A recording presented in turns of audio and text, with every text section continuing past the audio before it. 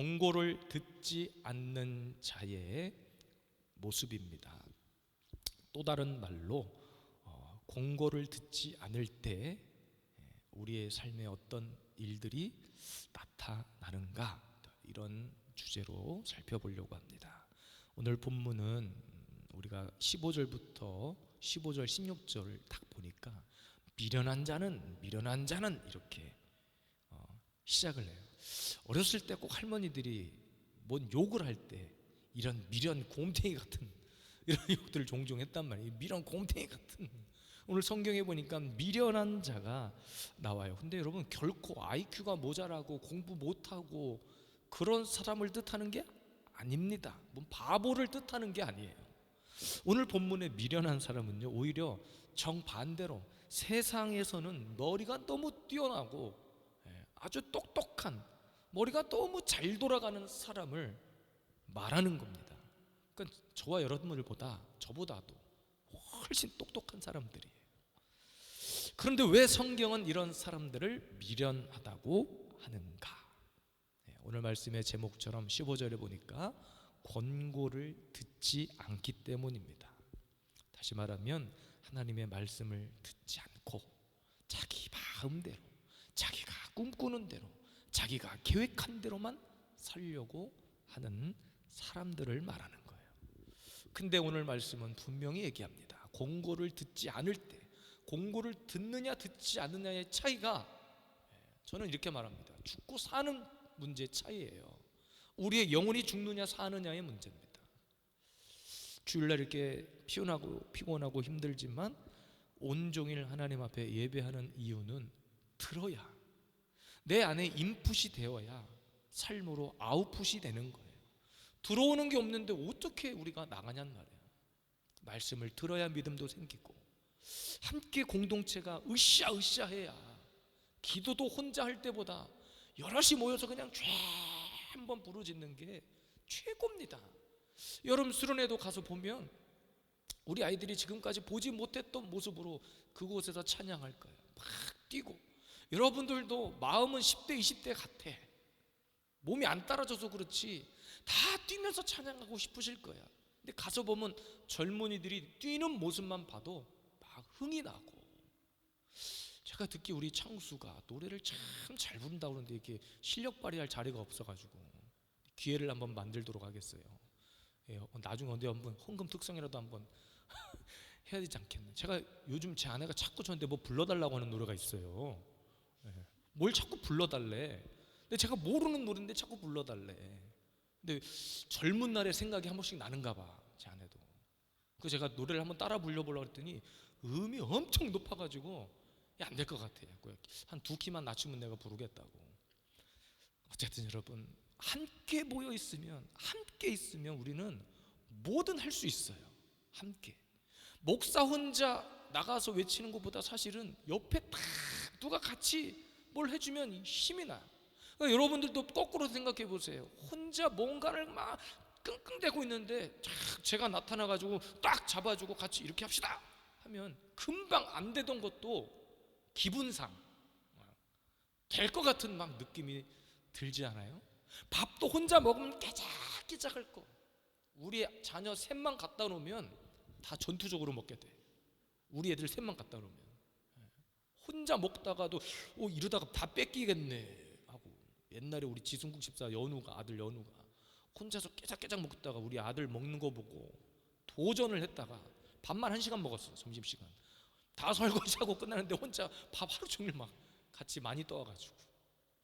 어쨌든 혼자 있을 때보다 같이 공동체가 말씀을 듣는 것도 혼자 듣지 말고 같이 이곳에 선포되는 말씀, 같은 말씀 듣고 같이 기도하고 같이 영적인 흐름을 타서 여러분 꼭 세상에서도 지혜로운 자가 되시기를 바랍니다.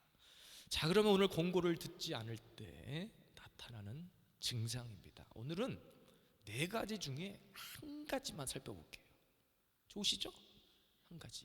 무려 4가지인데 한 가지만 살펴볼 거예요. 근데 이런 말 하는 날은 꼭 길어지더라 설교가. 어쨌든 네, 주님이 찾으시나요? 아무튼 권고를 듣지 않을 때 우리에게 어떤 일들이 나타나는가? 첫 번째입니다. 자기 행위가 바른 줄로 여긴다 그랬어요. 15절 말씀입니다. 미련한 자는 자기 행위를 바른 줄로 여기나 지혜로운 자는 권고를 듣느니라 그랬습니다. 그런데 여러분, 이어지는 16절 말씀 한 번 더 볼까요? 16절 띄워주세요. 시작. 미련한 자는 당장 분노를 나타내거니와 슬기로운 자는 수욕을 참느니라 그랬습니다. 그러니까 얼핏 보면 미련한 자는 막 참을성이 없고 막 성질이 급하고 당장 화를 내지만, 슬기로운 자는 화가 나도 잘 참는다, 이렇게 해석하면 안 되고 이렇게 해석하기 쉬워요. 그렇다면 여러분, 성격이 직설적이고 진짜 다혈질 같은 사람은 절대로 지혜로운 사람이 될 수 없을 겁니다. 그런데 성경은 결코 우리에게 어떤 선천적으로 가지고 태어난 성격 이야기를 하고 있는 것이 아닙니다. 성격대로 쓰신다, 이 얘기를 하는 게 아니에요. 오늘 말씀의 제목이 뭐였습니까? 권고를 듣느냐 듣지 않느냐잖아요. 그러니까 성격과 상관없어. 아무리 괴팍한 사람도 하나님의 말씀의 권고를 듣고 내 내면의 DNA가 변화가 되었느냐, 지금 그 수준의 이야기를 하고 있는 겁니다. 그러니까 여러분, 세상에서는 아무리 뛰어나고 아무리 머리가 똑똑하고 박사, 석사 뭐 학위를 수십 개 가지고 있어도 하나님의 말씀의 권고를 듣지 않으면 착각 속에 산다는 얘기예요. 자기가 의인인 것처럼, 자기가 승리한 것처럼, 자기가 다 가진 것처럼. 오전에도 제가 설교했지만 하나님이 때론 내 인생 가운데 침묵하시는 것 같지만 사실은 그 시간 통해서 하나님은 내 인생에 큰 그림 그리고 계시다는 거예요. 내가 알지 못하는, 내가 보지 못하는, 내가 듣지 못한 것까지도 하나님은 큰 그림을 그리고 계셔. 부모는 그와 같잖아요. 자식을 양육하고 자식 키울 때 당장 오늘 내일의 모습만 보고 자녀를 양육하는 게 아니에요. 자녀를 혼내다 보면 때로는 무관심하게 내버려 둘 때가 있어.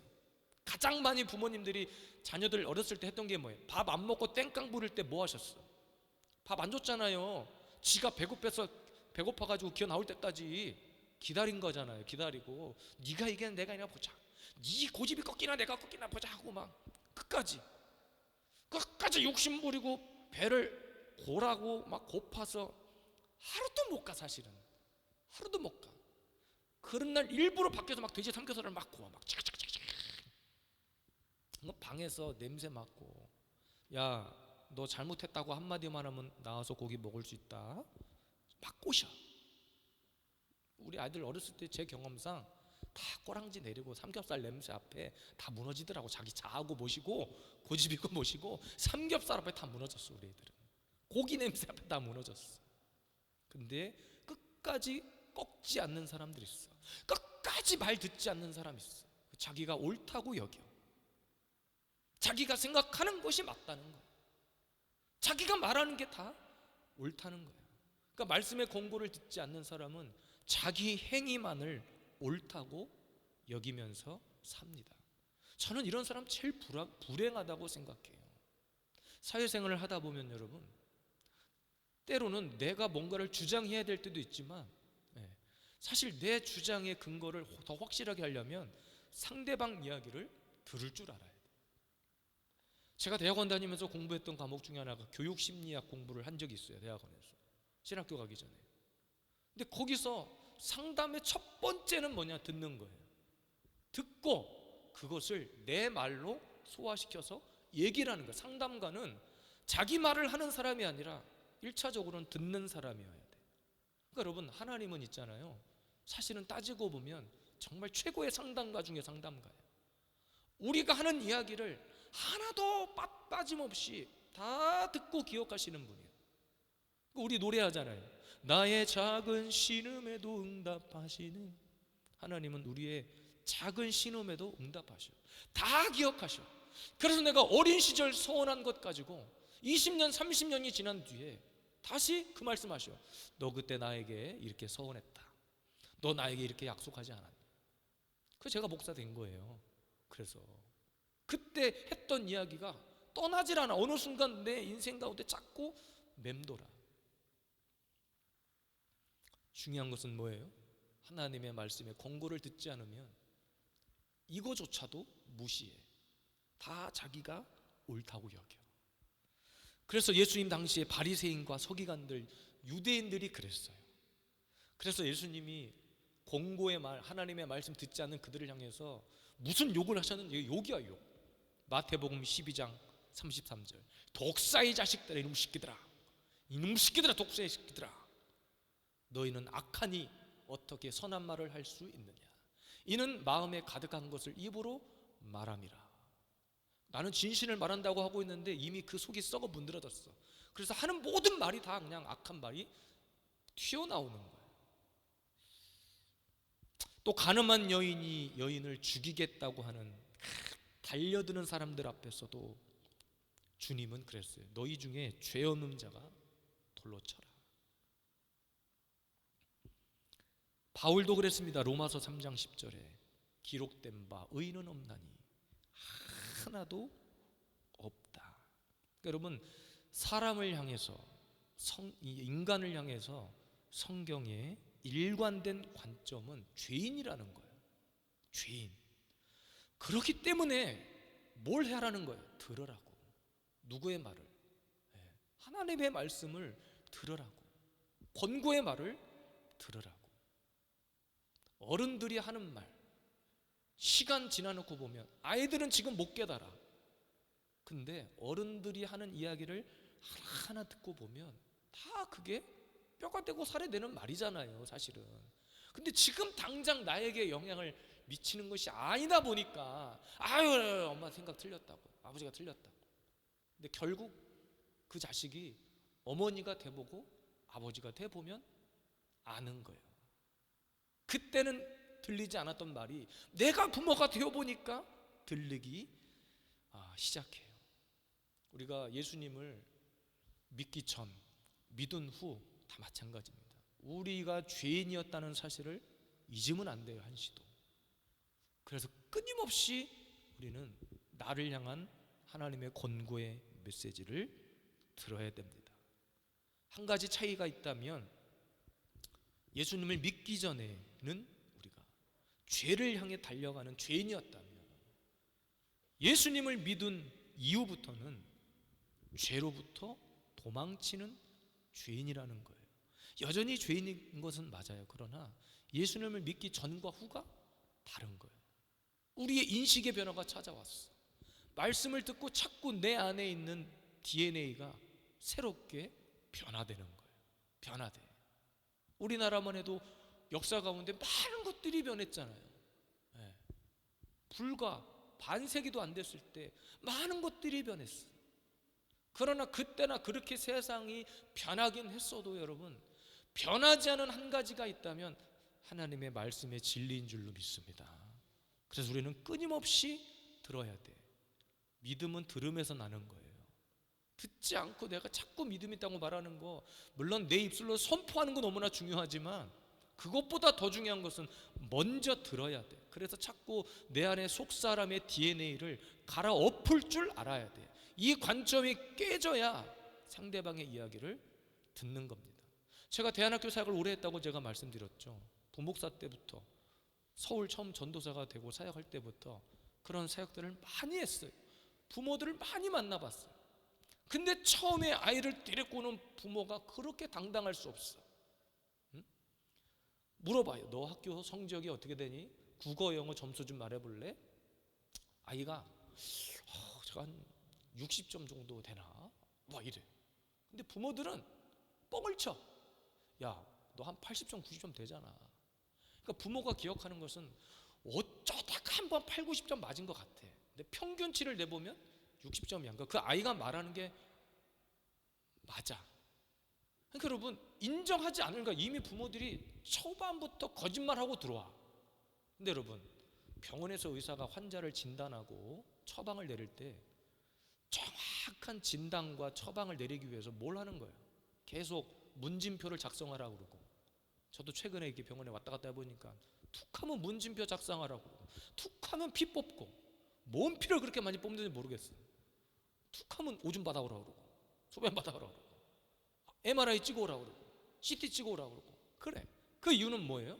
정확하게 그 내면의 문제를 파악해서 의사가 무엇이 문제인지를 파악한 뒤에 어떻게 치료하고 어떻게 고쳐나갈 것이며, 입원을 해야 되냐, 수술을 해야 되냐, 아니면 약물로 치료할 것이냐, 이것을 판단하는 거잖아요.